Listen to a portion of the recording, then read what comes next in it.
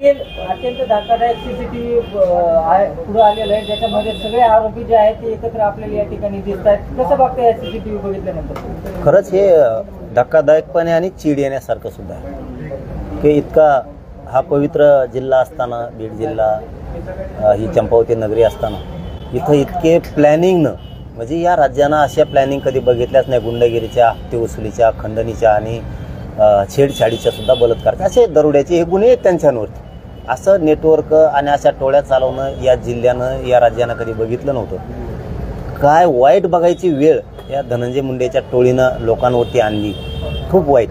आणि आजचं तर खूपच धक्कादायक की जर तुम्ही एका जागेवरती बसून खंडणी मागायचं आणि खून करायचं जर कट शिजवायला लागले, सामूहिक कट करायला लागले, संघटित गुन्हेगारीला तुम्ही पाठबळ द्यायला लागले एका मंत्र्याच्या सपोर्टनं आणि टोळ्या चालवून, मी प्रत्येक वेळेस सरकारलाही म्हणलो होतो आणि आपल्या मीडियाच्या बांधवासमोरही म्हणलं होतं की खंडणी मागणारे आणि खुनातले ही एकच आरोपी ते वेगळे नाही आहेत. ह्या तीन टीम्यात असं माझं मत आहे.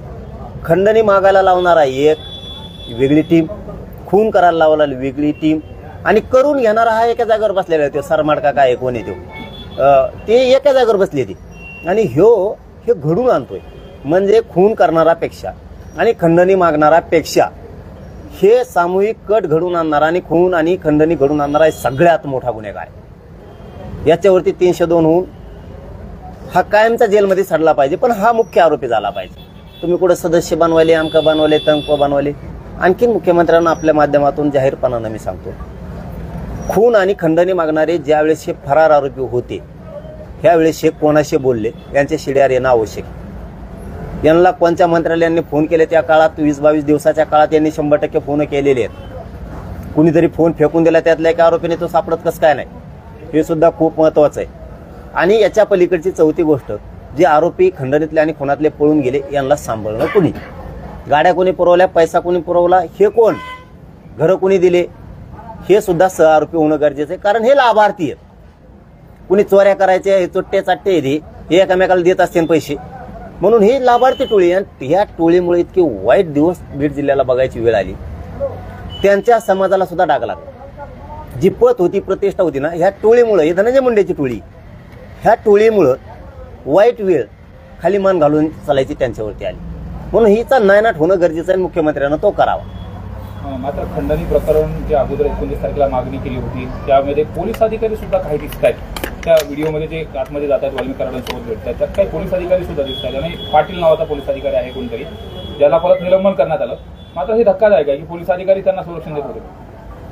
हे बघा, एक चांगली गोष्ट झाली म्हणायला लागणार आहे आज देशमुख कुटुंबाच्या नशिबानं, या बीड जिल्ह्यातल्या जनतेच्या नशिबानं, राज्य सरकारच्या नशिबानं सुद्धा, की हे ज्यावेळेस कट शिजत होते ते फुटेजच बाहेर आले. ही खूप चांगली गोष्ट झाली. आता मात्र कोणाला सोडता येणार नाही. नसतं अर्ज करत होते, एवढा खून पचवायसाठी अर्ज करत होते. मुख्यमंत्र्यांना माझं सांगणं आहे, एकाची जामीन होता कामा नये. जर जामीन झाली ना खंडणीतली किंवा खुनातल्या आरोपीची, देशमुख कुटुंबाला त्या जीवाला धोकाही मर्डर करू शकते त्यांचं. यांना सुटू देऊ नका. आणि इतका समोर व्हिडिओ यायला लागला तर आता तर हे मुख्यमंत्र्यांना चॅलेंज आहे की आम्ही सामूहिक कट शिजला, खून पण केला आणि खंडण्या पण मागितल्या, तरी आमचं कुणी वाकडं करू शकत नाही. हे चॅलेंज आहे. म्हणून मुख्यमंत्री फडणवीस साहेबांनी आता ह्या टोळ्याचा सुपडा साफ करणं गरजेचं आहे. मुळा जाळा सगळं उखडून टाका, यांना ठेवू नका. हे का राज्य चालक नाही आहेत. एक माणूस म्हणजे का राज्य चालतोय काय? त्याच्यामुळे मुख्यमंत्र्यांना आता याच्यातलं कोणी सोडू नका. कोणीच नसता काय होईल, तुमच्यावरचा सुद्धा जनतेचा विश्वास उडून जाणार आहे. आणि आम्ही तो वाट बघणार आहे थोडे दिवस. यातला एक बी आरोप सोडला राज्यात बंद पाडून टाकणार आहे. हो, घालीत नाहीत कसं काय? अरे सरकारनं त्यांच्या आहे ते टर्मळ एक, त्यांना काय कळत नाही का? आता मला एक सांगा बरं, तुम्ही म्हणताय कोण ते सरमाडका कोण आहे, ते अटक झालेलं, त्याला काय गरज आहे एवढं प्रॉपर्टी? जितकी 2-4 कनिंग भरते ना पैसे, याचा अर्थ ही प्रॉपर्टीच नाहीची. 100% नाही. ही प्रॉपर्टी सरकार मधल्या मंत्र्याची जे, याला सगळ्याला मुख्यमंत्र्याचं पाठबळ आहे का? विभाग त्यांच्याकडे आहे सध्या तरी नाही वाटत. ज्या दिवशी वाटल त्या दिवशी सोडणार नाही. सध्या तरी वाटतंय SID, CID, बीड जिल्ह्याचं पोलीस प्रशासन योग्य ट्रॅकनं काम करतंय. सध्या तरी वाटतं. मुख्यमंत्री सुद्धा ज्या दिवशी आम्हाला वाटल तुम्ही चार्जशीटमध्ये हेराफेरी करायला लागली, तुम्ही आरोपीला पाठीशी घालायला लागली, तुम्ही त्यांचे नावं घेत नाही येत, आता एवढा पुरावा मिळाला ना, आता तर मेलेच आणि मेलेच पाहिजे. हा पुरावा CID असेल किंवा पोलीस असेल यांच्याकडे तो मिळालाय का नाही काय, आणि तो थेट मीडिया समोर आलाय. आणि मिळाला असेल ना, झोपले काय नव्हती. आता मीडियात येतोय म्हणल्यावर मग मीडियाकडे तपास देता का? तुम्हाला नसेल जमत काय ठेवा मग.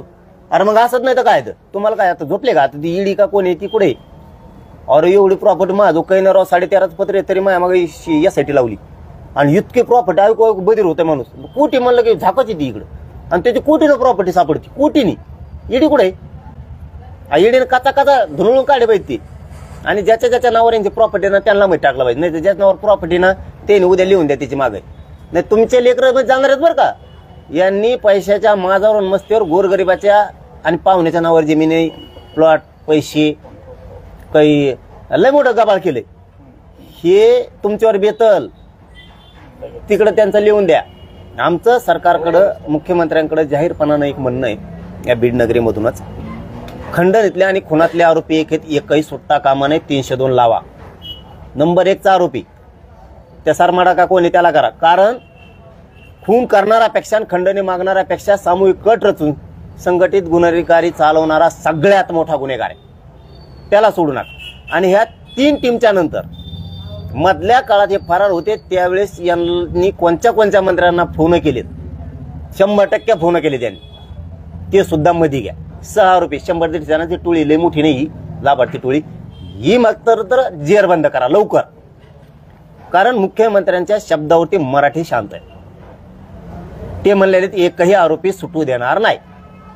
जर का थोडी अफरातफर झाली, याच्यात कॉल डिटेल नाही आले, CDR नाही आले, तो कोणी कोणी मोबाईल फेकून दिलाय, कसं काय सापडत नाही, देऊ त्याला धुवाना चांगलं. या सगळ्या गोष्टी होणं गरजेचं आहे. आज तर स्वच्छपणानं सगळा व्हिडिओ समोर आला, आणि याच्यातून जर तुम्ही आरोपीचे पाठराखण सरकार म्हणून करत असलात तर तुम्हाला ही जनता माफ करणार नाही. कारण एक तर धनंजय मुंडेची टोळी डुप्लिकेट कामं करायची, आरोपीच्या बाजूनं मोर्चे काढते, रास्ता रोक काढते, गुन्हा नाही, काही नाही, काही नाही, 144 लागू आहे, काही नाही. आम्ही नुसतं एका पोराने आमच्या पोस्ट टाकली होती 8 महिन्यापूर्वी, ते 11 महिने मुंबईत जेलला होतो. एक पोस्ट कमेंट केली ती फक्त, माझ्याकडे काहीच नाही, तरी यासाठी चौकशी लावली होती माझी, माझं काही सापडलं नाही त्यांना. आणि आज जर हे मोर्चे काढतात, आरोपीचे पाठराखण करतात, जातीवादी खरा कोण? मला कसं का जातीवादी म्हणता तुम्ही? मी वंजाऱ्याला कधी बोललो? धनगराला, दलित मुस्लिमाला, 18 बगड जातीला, 12 बलुतेदारांना कोणाचं बंद खोवलं? नेत्याला सोडित नाही, मग टोळ्या काय सोडून देता काय लोक कापायला? त्यांना बोलायचं नाही. मला जातीवादी म्हणता आणि तुम्ही आरोपीच्या बाजूने मोर्चा काढता, ही कुठली पद्धती? ही आता नवीन रूढ पाडी. आता इथून पुढे बघा असं होणार आहे. आता आरोपीने काय केलं का? बहुतेक आमच्यात बी असतेनच ना, मला माहित नाही पण असते. आतापर्यंत एखाद्या खून करणाराला, असं मारामाऱ्या करणाऱ्या बाजून लोक उभं राहिलेत का कधी? कोणत्याच जातीचे कुणीच नाही राहिलं. एके जातीचे लोक त्यांच्या बाजून उभं राहिलेले नाहीत. ही पहिले घडले राज्यात की धनंजय मुंडेची टोळी आरोपी कोण उभा राहते. आता पायंडे असे पडणार आहेत, आपण आपल्या जातीचे मोर्चे सुरू होणार आहेत आरोपी बाजू सोडून द्या म्हणून. त्यांनी काहीच नाही केलं म्हणणार. काय रूढ पाडायलाय, संविधानाच्या पदावर बसतो, कुणाला बोलायला होतं माझ्या विरोधात? बेट्या आपल्या नादी लागलं ना, हुकूनच उदास करत असतो आपण.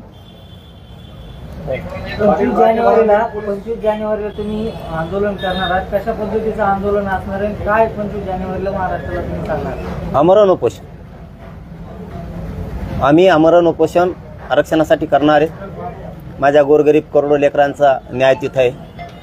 आता भारतात ॲडमिशन आहेत, त्यामुळे लेकरांना आरक्षण मिळवून देणं जबाबदारी, आणि ते मिळवण्यासाठी आम्ही लढणार आहेत. मुख्यमंत्र्यांनी 25 जानेवारीपर्यंत आरक्षण द्यावं, नसता आम्ही आमरण उपोषणाला बसणार आहे. कसं स्वरूप असणार आहे? सामूहिक उपोषण असं जाहीर होतंय, सोशल मीडियावर त्याच्या पोस्ट देखील व्हायरल झाला. सामूहिकच होतं आणि हाय बी, पण आता फक्त एक शब्द बदलेला आहे, ज्याला बसायचं त्याला मनाने बसा. जोर जबरदस्ती कोणाला नाही. घरच्यांचा जर आमरण उपोषणाला बसायचा विरोध असेल तर कोणीही बसायचं नाही, घरच्याचा विरोध पत्करून.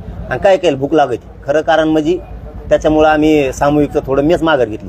काय का म्हणजे मला भूक लागत देवा, दुसरं काही सांगा तुम्ही, पण ते मला दमत नाही निघायचं. त्याच्यामुळे ज्याच्या त्याच्या मनावर ठेवलंय. मी खंबीर लढाय, ते नुसते येऊन बी बसले तिथं, तर मी उपोषण बी करणार, लढणार बी, आणि मिळून पडल्याला.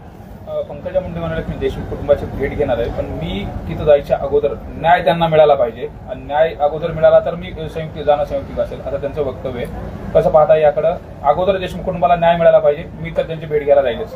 अगोदर न्याय म्हणजे परदेश फाशी होणारे का आरोपीला? अगोदर मला नाही कळालं त्याचा अर्थ.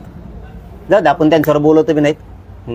त्यांना त्यांच्या काही लोकांना स्तुती करायला गेलं, खरं बोलायला गेलं ते म्हणतात करू नको, वाईट बोलायला गेलं जमत नाही. आपण काही करायला गेलं की त्यांना जातीवाद दिसतो, ते काही करू द्या, पण त्यांचा काही इंटरफेअर दिसत नाही. पण याच्यात म्हणजे त्याच्यामुळं बळच कोणाला कशाही प्रकरणात उडू नये या मताचा मी. मिरक चाललेलं दिसलं गाठ आपल्या संग आहे. आपण खुनशी माणूस नाही किंवा हट्टी नाहीये, हेच करायचं अजिबात नाही. ज्याचं त्याला मिळालं, ज्याने त्यांनी करायचं, ज्याचा त्याचा तो विषय, तो राजकारणाचा विषय, तो माझा नाही. माझा विषय संतोष भैया कारण बी नाही.